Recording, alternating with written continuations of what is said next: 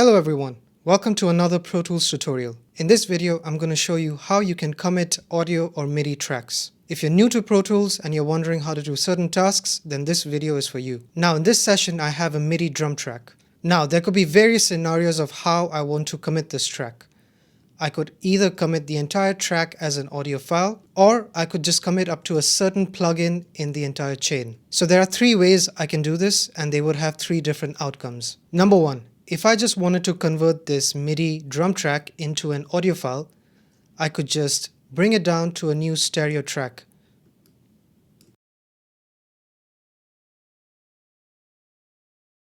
And there we have it. That's our MIDI track printed as an audio track along with all the plugins. That's a very simple way to commit the MIDI drum track. Another way we can do it is if I click on the track itself, you have an option that says commit. And if you click on it,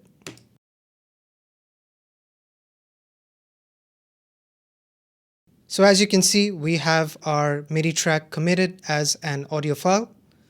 And in the process, it has hidden the MIDI track. You can of course deselect that option when you're at the commit window. Now, the third scenario. If I just wanted to commit until a certain plugin in the chain, there's a way to do that as well. So say I wanted to commit just the first plugin, which is the drum sampler.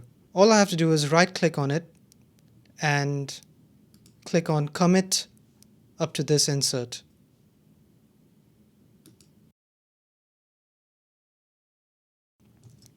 And that's our drum plugin printed as an audio file.